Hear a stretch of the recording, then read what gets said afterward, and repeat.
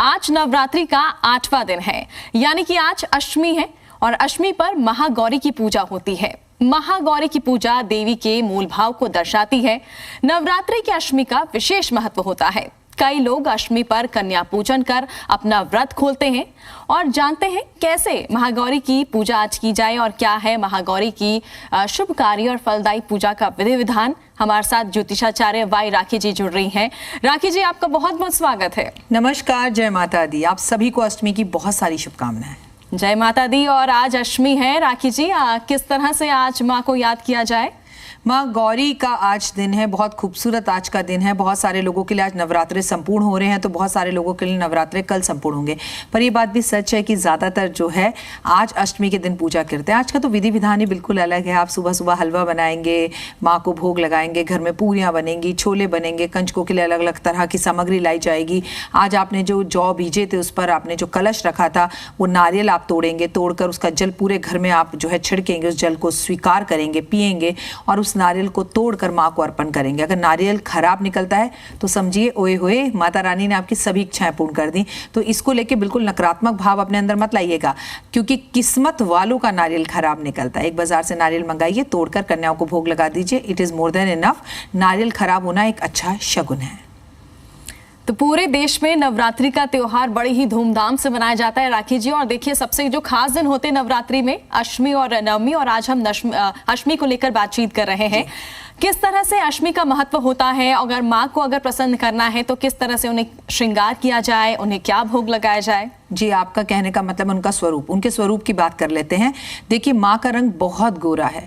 माँ को उपमा दी गई है चंद्रमा और शंख की। ये सफ़ेद कपड़े पहनती हैं, वृषभ इनका वाहन है, इनके 4 भुजाएं हैं, बहुत ही ज़्यादा मन मुस्कुर, इतनी खूबसूरत हैं कि आप कल्पना भी नहीं कर सकते कि कोई भी महिला इतनी खूबसूरत हो सकती है। अत्यधिक खूबसूरत है। आपको पता है माँ ऐसी क्यों है?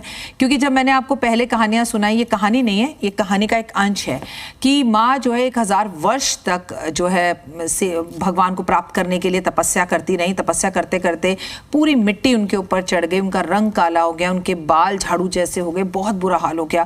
एक टाइम तो ऐसा है माँ दिखी नहीं, क्योंकि दीमक ने उन्हें पूरी तरह से ऊपर कवर कर लिया। तो जब शंकर भगवान उनके पास पहुंचे तो उन्होंने अपने सर पर, जटाओं पे जो गंगा है ना, उसकी धार माँ पार्वती पर डाली, तो वो सारी मिट्टी सारी कालकसा फट गई और माँ एकदम गौण वर्ण में आ गई और श्वेत हो गई। इसलिए इन्हें श्वेतांबरकारी भी कहा जाता है। श्वेत वर्ण हो गया, शंख की तरह, चंद्रमा की तरह चमकने लगी, इसलिए इन्हें महागौरी के रूप में कहा जाता है। मैं बता दूं, इनकी जो उम्र है वो 8 वर्ष की बताई जाती है। इसीलिए आज कन्या पूजन में 8 वर्ष से लेकर 9 वर्ष तक की कन्याओं का पूजन किया जाता है और उन्हें हलवा छोले अर्पण किए जाते हैं। आज विशेष महत्व है माँ के भोग का। तो आज आपको माँ को भोग में हलवा, छोले, पूरी, कद्दू की सब्जी और तरह तरह के तो जो है गिफ्ट देने हैं। नारियल भोग जरूर लगाना है माँ को। और समक्ष आप अपनी मनोकामना को पूर्ण करना चाहते हैं तो कन्या जब घर आए उन्हें बड़े आराम से बिठाएं, उनके चरण धोएं, उनको तिलक लगाएं, हाथ में माथे पर जो है रोली लगाएं और हाथ में मोली बांधें और उसके बाद उनको कुछ पीने के लिए दीजिए। फिर एक थाली दीजिए, भोजन दीजिए, हाथ जोड़कर उनसे प्रणाम कीजिए कि प्लीज़ आप थोड़ा सा चख ज़रूर लें, ये नहीं कि पैकेट में भरा और चल दिए। उसके बाद उनके चरण स्पर्श करें, उनसे आशीर्वाद लें, उन्हें पैसे ज़रूर दें, उन्हें फल ज़रूर दें और फल में उन्हें केला ज़रूर दें। आप बिल्कुल, कन्या पूजन के बारे में हम आगे भी चर्चा करेंगे राखी जी। और साथ ही आज जिस तरह से अष्टमी को लेकर हम बातचीत कर रहे हैं, आज के दिन का महत्व कितना है? सबसे ज्यादा है। यूं तो अष्टमी शुक्ल पक्ष और कृष्ण पक्ष महीने में 2 बार आती है, लेकिन इसे महा अष्टमी कहते हैं। कहते हैं माँ को बेहद पसंद है अष्टमी की तिथि, चाहे वो आप कृष्ण पक्ष की कह लें या शुक्ल पक्ष की कह लें। लोग व्रत भी रखते हैं इस दिन, अष्टमी वाले दिन का। लेकिन आज कन्या पूजन होती है। कन्या कहते घर घर में जहाँ उसकी जोत जली है, जहाँ पर उसकी जो है ज्वाब बूझे गए हैं, जहाँ किसी महिला ने व्रत रखा है, आज माँ कन्या रूप में उस घर में जरूर आती है। आज का दिन अध्यात्म का दिन, दान का दिन, माँ की भक्ति का दिन और सबसे बड़ी बात, आज का दिन समर्पित है आपकी दुनिया की हर महिला को। तो राखी जी, आज माँ को क्या पसंद होता है?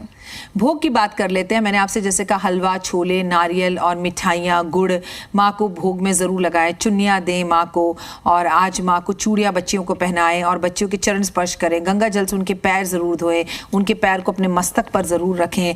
आपने जो जौ बीजे हैं घर में, वो जौ निकाल के थोड़े थोड़े कन्याओं के कान पर लगाएं और उनकी गोद में दे दें, अपने घर की तिजोरी में रखें। और बिल्कुल भी गलती से किसी भी यमुना या गंगा को गंदा ना करें, जाकर दूषित ना करें कि आप जाकर वहाँ जौ डाल दें। हालांकि वहां पे भी जौ डालने से गंदा नहीं होता, मछलियां उस जौ को खा लेती हैं, लेकिन उससे भी बेहतर विकल्प है आपके पास। आप जौ के नीचे की मिट्टी को तो अपने घर के गमलों में डाल लें और हरी हरी जो जौ आई है उसे जाकर गाय को खिला दें। चलिए, और अब बात कर लेते हैं आज की पंचांग की। देखिए, आज का दिन बेहद खूबसूरत है। अष्टमी का दिन है बुधवार का। आज के दिन से ठीक नवरात्रे शुरू हुए थे और विक्रम संवत 2080 का राजा भी बुध है। मैंने जैसा बताया, पंचांग की तिथि के हिसाब से आपको समझना होगा कि आज के दिन के हिसाब से आपको गणपति महाराज की पूजा जरूर करनी चाहिए, गणेश जी का नाम जरूर लेना चाहिए, गणपति महाराज पे हरी हरी घास और दूर्वा अर्पण करनी चाहिए। रिद्धि और सिद्धि, शुभ और लाभ आपके घर में आएगा। आज आप अपने वजन के बराबर हरा चारा भी गौशाला में जरूर दें। और वैसे तो राखी जी, आप ये कहती हैं कि हम कभी भी माता की पूजा अर्चना कर सकते हैं, लेकिन उसके बावजूद शुभ मुहूर्त की अगर बात कर लें, सुबह सुबह कन्या पूजन करें और सुच्चे मुंह करें। मतलब कोशिश करें कि आपने कुछ ना खा रखा हो फिर कन्या आपके घर आए। लेकिन अगर आप किसी भी बीमारी से परेशान है तो मैं आपसे कहूंगी वहम दिल में ना लाएं। भगवान भाव के भूखे हैं। कन्याओं को बस घर लाइए, घर लाकर उन्हें कहानी सुनाइए आज की, और उनको जो है आसन दीजिए बैठने के लिए। लेकिन हाँ, केवल ये बात याद रखिएगा, 9 कन्याएं होनी चाहिए और एक लड़का, 2 लड़के जरूर होने चाहिए, एक भैरव बाबा और एक हनुमान, जिसे लोकड़ा कहा जाता है। इन्हें भी आपको जरूर बिठाना है। और जिनके आज नवरात्रे पूरे हो रहे हैं वो भैरव बाबा का जयकारा भी जरूर लगाएं, क्योंकि माँ की पूजा के बाद अगर आपने भैरव बाबा का जयकारा नहीं लगाया तो आपकी पूजा अधूरी रह जाएगी। चलिए, तो बिल्कुल आपने बताया कि किस तरह से कन्याओं की पूजा करनी चाहिए और कन्याओं को माँ दुर्गा का स्वरूप भी माना जाता है। क्या कुछ उन्हें भेंट करना चाहिए राखी जी? देखिए, अगर आपकी शनि की दशाएं चल रही हैं और शनि आपको तंग कर रहा है तो बालों में लगाने वाले क्लिप जो है वो उन्हें भेंट स्वरूप देने चाहिए। लेकिन अगर आपका बेहद ज़्यादा चंद्रमा पीड़ित है तो चावल भेंट स्वरूप देने चाहिए। अगर आपका मंगल बुरी तरह पीड़ित है, भाई की भाई से लड़ाई हो रही है, प्रॉपर्टी की कोई डील पूरी नहीं हो पा रही है, तो गुड़ अर्पण करना चाहिए। और अगर आपको ये लगता है कि आपकी बुद्धि, आप चीज़ें रख रख कर भूल जाते हैं, बुद्धि आपकी सही काम नहीं कर रही है, कोई अच्छी पढ़ाई या कॉम्पिटिशन का आप में पार्टिसिपेट कर रहे हैं तो उन्हें इलायची आपको भोग लगानी चाहिए। और अगर आपका विवाह नहीं हो रहा तो आज उन्हें बेसन के लड्डू भोग लगाने चाहिए, मतलब भेंट स्वरूप देने चाहिए। और वहीं पर अगर मैं आपसे बात करूं कि आपको खुद को विद्या चाहिए तो कॉपी किताब जरूर दें उन्हें।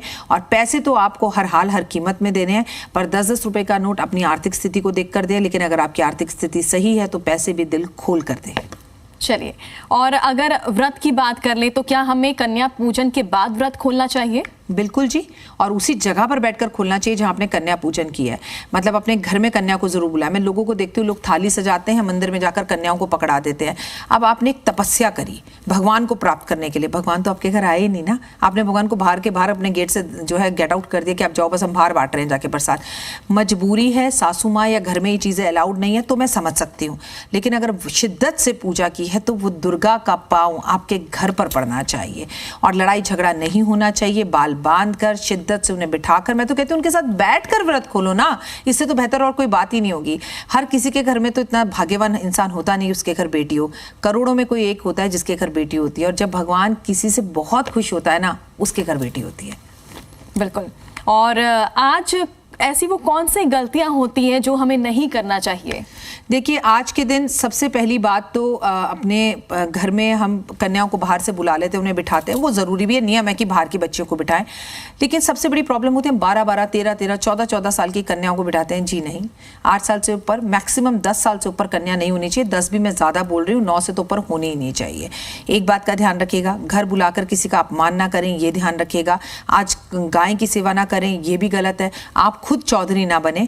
घर में अगर दादी, नानी, सास, अगर बड़े बुजुर्ग हैं तो ये उपाय पहले आप उनसे कराएं। महिलाओं को भी कहूंगी, महिलाएं खुद ना करें। घर में पुरुष हैं, पति हैं, तो बेटा जब माँ की सेवा करता है तो ये होए, उसकी तो बात ही कुछ और होती है। तो अपने पति को आगे बढ़ने दीजिए, उन्हें कुछ करने दीजिए। घर में जितना सम्मान आप बड़े बुजुर्गों को देंगे उतना समाज में आपको मिलेगा। जितनी इज्जत आप अपने पति की करेंगी उतनी इज्जत आपके पति को समाज में मिलेगी।